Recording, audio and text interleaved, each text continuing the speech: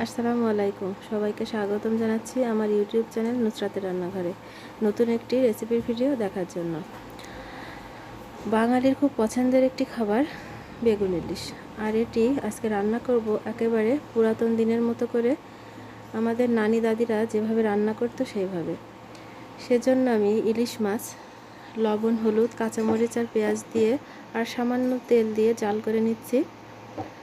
আর পাশে আরেকটি কড়াইতে পানি দিয়ে দিয়েছি। এখানে আমি আধা কেজি পরিমাণে বেগুন রান্না করব, তার জন্য প্রায় 5 পোয়া মতো পানি দিয়েছি।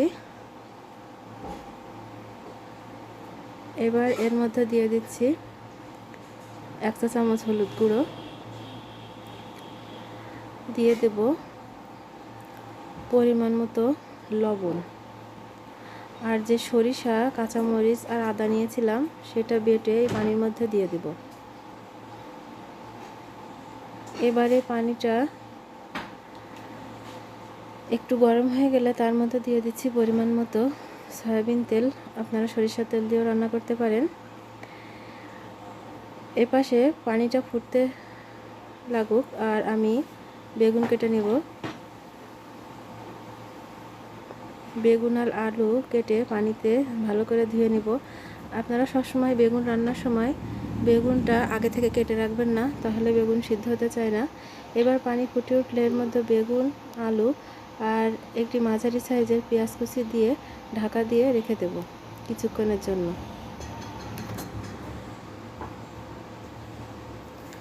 আর এরই ফাঁকে আর একটু মশলা বেটে নেব। বেগুনটা ফুটতে শুরু করেছে, আর এই ফাঁকে আমি 1 চা চামচ আস্ত জিরা আর একটি পেঁয়াজ বেটে নিচ্ছি। বেগুনটা প্রায় সেদ্ধ হয়ে গিয়েছে। এই পর্যায়ে এসে এই জিরা বাটা, পেঁয়াজ বাটাটা দিয়ে দেব। আমার এই রেসিপিটি ফলো করে আপনারা বাসায় তৈরি করবেন, আশা করি নিরাশ হবেন না। অনেক ভালো লাগে এইভাবে রান্না করলে। আগের দিনের মানুষ এইভাবেই বেগুন রান্না করত। আর ভিডিওটি ভালো লাগলে দেখার শুরুতেই লাইক দিতে পারেন, ফ্রেন্ডস এবং ফ্যামিলির মাঝে শেয়ার করতে পারেন, আর এভাবে কমেন্টস করে জানাবেন কেমন হয়েছে। এবার কিছুক্ষণ পর আমার এই জাল করে রাখা মাছগুলো এই বেগুনের মধ্যে দিয়ে দিচ্ছি। এবার কিছুক্ষণ ফুটিয়ে নিব, আর বেগুনের ঝোলটা একটু পাতলা রাখবো, তাহলে খেতে আরও বেশি ভালো লাগে। এবার ঢাকনা দিয়ে অপেক্ষা করব 5 মিনিটের মতো। ইলিশ মাছটা দিয়ে বেশিক্ষণ তরকারি জাল করলে ইলিশ মাছ শক্ত হয়ে যায়, খেতে ভালো লাগে না। এবার হালকা নাড়িয়ে দিব। খুব জোরে জোরে নাড়া যাবে না, তাহলে বেগুন বা মাছ ভেঙে গেলে দেখতেও ভালো লাগে না। তৈরি হয়ে গিয়েছে আমার পুরাতন দিনের আদলে ইলিশ বেগুনের তরকারি।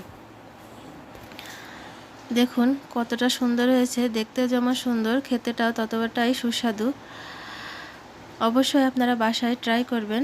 আর আমার ইউটিউব চ্যানেলে যারা নতুন, আমার চ্যানেলটি সাবস্ক্রাইব করার অনুরোধ রইল। সবাইকে অসংখ্য ধন্যবাদ। আল্লাহ হাফেজ।